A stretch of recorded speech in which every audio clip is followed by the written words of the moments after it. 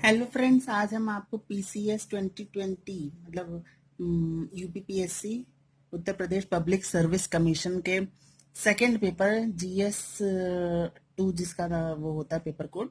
तो मतलब paper subject का नाम GS second, general studies second, वो पहला प्रीलिम्स का पेपर हम दिखा रहे हैं। ठीक है। सबसे पहले और हम उसका आंसर भी बताएंगे। निम्नलिखित में से विवृत स्वर है वो ओ। जिन स्वरों को बोलने के लिए मुंह ज्यादा बड़ा खोलना पड़ता है, इस तरीके से कि मुंह के पीछे का हिस्सा जहाँ पे हमारा तालू होता है और जीभ होती है, उनके बीच में स्पेस ज्यादा से ज्यादा हो जाए तो वो विवृत स्वर कहलाते हैं, और जिनके में कम हो जाए वो संवृत कहलाते हैं। ठीक है, तो आंसर है डी। जगत ईश जगदीश में कौन सी संधि है? तो यहाँ पे त है, यहाँ पे त है और यहाँ ई है। तो त जो है द में बदल जा रहा है, द में। तो यहाँ पे व्यंजन संधि है। हम्म।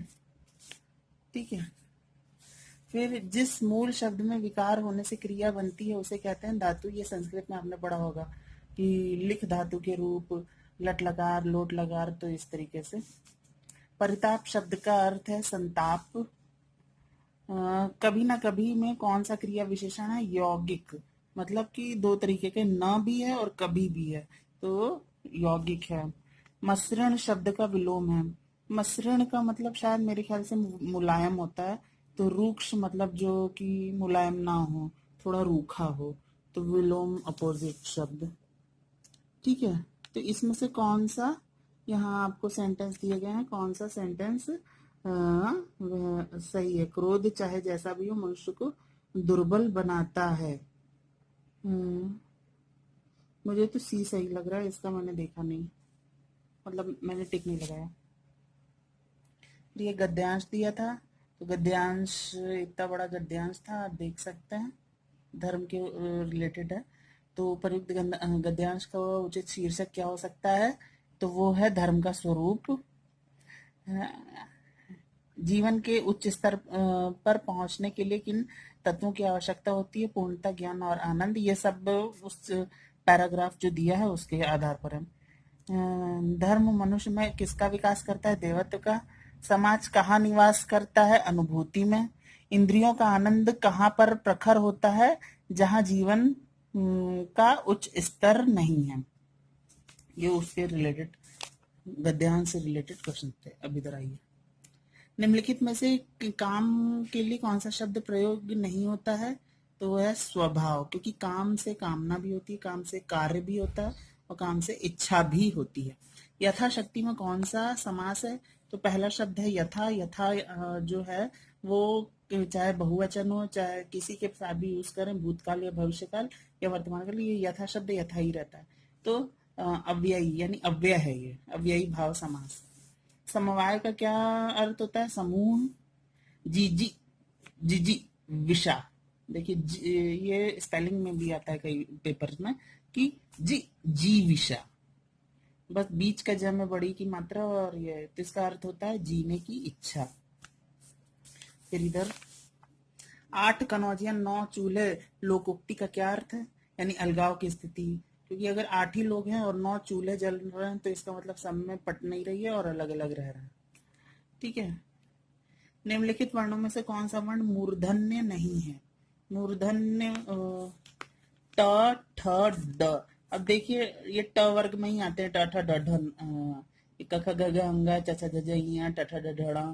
तो ये एक ही साथ आते हैं, तो इसका मतलब ज अलग आता है, ज च वर्ग का आता है, इसलिए च है। कभी कभी ऑप्शन देख के भी आंसर पता चल जाता है। निम्नलिखित हिंदी वर्णों में से अयोगवाह किसे कहते हैं? तो अंग और अह को अयोगवाह कहते हैं। पुरुषवाची सर्वनामों के विषय में दिए गए निम्नलिखित कथनों में कौन सा कथन सही नहीं है? देखिए वो आप देख लीजिएगा, लेकिन इसमें हो गया है संबंध कारक में मैं का सही रूप मेरे को होता है। तो मेरे को तेरे को मतलब कई लोग नॉर्मल बोलते हैं, लेकिन वैसे होता है मुझे, है ना, कि मुझे यह नहीं मिला या मेरे को यह नहीं मिला। तो मेरे को हम लोग बोलचाल की भाषा में बोलते हैं, वो उसमें ठीक है, लेकिन ग्रामेटिकली या व्याकरण तौर पर हम बोलेंगे कि मुझे नहीं मिला कोई चीज। तो ये गलत हो गया, यानी ये कथन सही नहीं है। फिर यहाँ से इंग्लिश का पैरा शुरू होता है। तो इंग्लिश का ये अनसीन पैसेज दिया है, देख लीजिए इतना बड़ा पैसेज है, और उसके हिसाब से ये सवाल दिया है। ठीक है, ये सवाल भी देख लीजिए। अब हम क्वेश्चन पेपर पलट रहे हैं। आप सवाल देख रहे हैं, ये भी अनसीन पैसेज के हैं जो कि उस पेपर में आए थे, पीसीएस के पेपर में। हाँ, यहाँ तक के थे, यहाँ तक के। तो ये है white elephant means. White elephant माने कि एन अनइकोनॉमिकल पोजेशन, यानी कि जैसे सफेद हाथी बहुत दुर्लभ होता है, तो किसी दुर्लभ चीज को अपने पास रखना यानी बहुत महंगी चीज को रखना, तो अनइकोनॉमिकल यानी कि वो चीज हमारे लिए इकोनॉमिक यानी कि क्या कहते हैं, सस्ती नहीं है, महंगी है। ये सवाल मुझे बहुत ही अजीब लग रहा है, हाल इसलिए इस पे मैंने गोला किया। इसका जवाब दिया है ऑल दो। ही गॉट के बाद कुछ होना चाहिए था, लेकिन वो दिया नहीं। ही got all though he was ill, he got what, तो ठीक है जो भी है। ये एक वर्ड है, इसका सिनोनिम बताना है। एब एबोमिनेबल यानी डिसगस्टिंग। ठीक है। अब वर्ड रेंडेजवस मीन्स, रेंडेजवस को वैसे रॉन्डेवू बोलते हैं बोलचाल की भाषा में। एक अभिनेत्री हैं सिमी ग्रेवाल, उनका एक शो आता था रॉन्डेवू, यूट्यूब पे भी आपको मिल जाएगा, तो उसकी स्पेलिंग यही है। तो उसका मतलब होता है जमघट, यानी a place appointed for a meeting. ठीक है। फिर एक है, इसमें से कौन से शब्द की स्पेलिंग सही है? तो नहीं, रॉन्गली स्पेल्ड यानी गलत है, तो कॉरेस्पॉन्डेंस की स्पेलिंग सही लग रही है।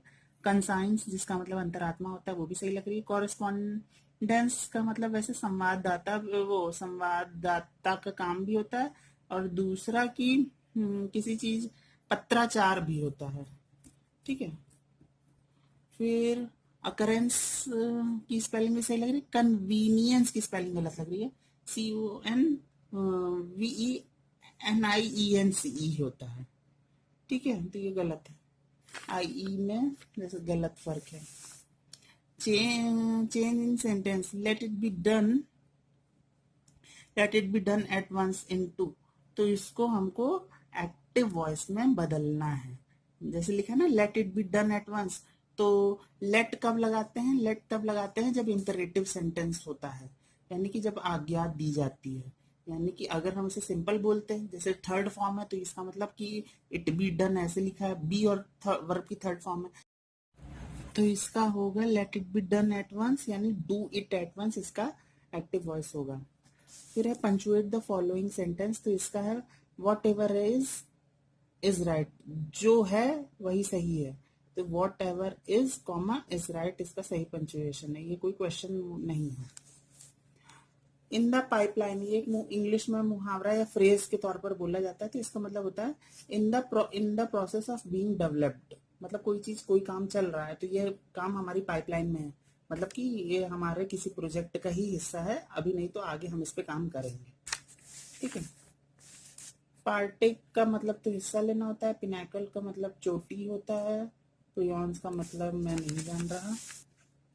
फिर in the verb he finished the job eight one go, उसने जॉब ये जो भी काम मिला था उसने फिनिश किया एक ही बार में। वन गो का मतलब एक ही बार में। तो अब यहाँ पे गो का मतलब कहा जा रहा है कि नाउन है, ये यूपीपीएससी की साइट से डाउनलोड की गई उत्तर तालिका से लिया गया आंसर है। अब एडवर्ब और नाउन में वैसे मुझे कंफ्यूजन है। तो change the sentence into indirect speech, ये है I never eat meat, he explained. ठीक है। वैसे तो देखा जाए, जब वो उसकी आदत है कि वो कभी मीट नहीं खाता, नेवर लिखा है, तो ये तो मेरे ख्याल से कि ये भी हो सकता है कि ये उसके लिए हैबिचुअल ट्रुथ हो, तो ये होना चाहिए कि he explained that he never eats meet.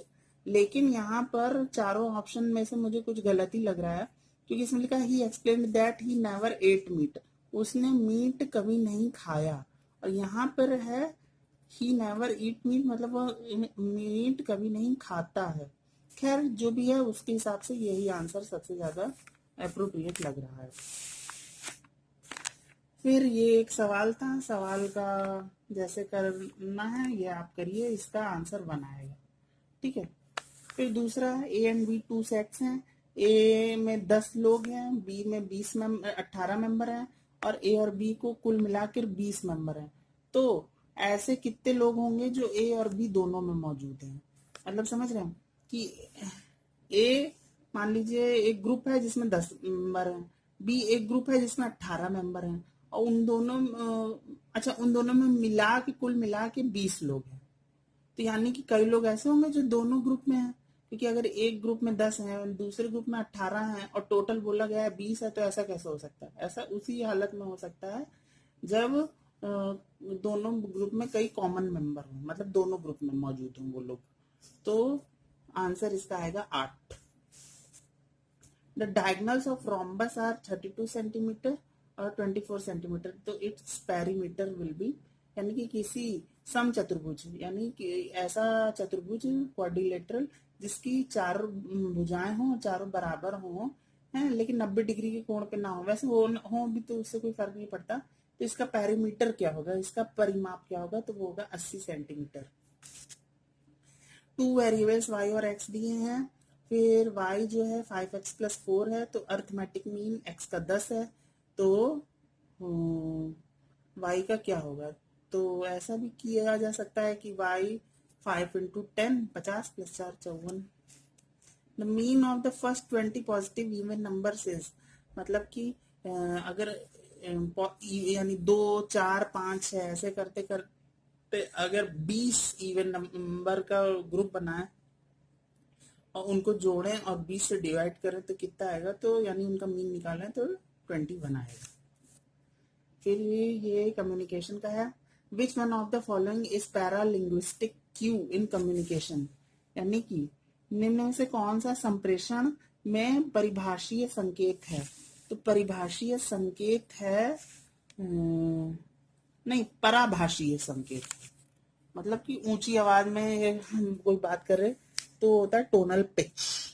Paralinguistic, linguistic मतलब जहाँ पे बोलने का बात कही जा रही हो, तो उसमें क्यू जो है, क्यू है या ह्यू है, ह्यू शायद चित्रकारी में होता है, और क्यू जो होता है बोलने में ही पिच में एक टर्म होता है, फिजिक्स में भी होता है, तो वो होता है टोनल पिच।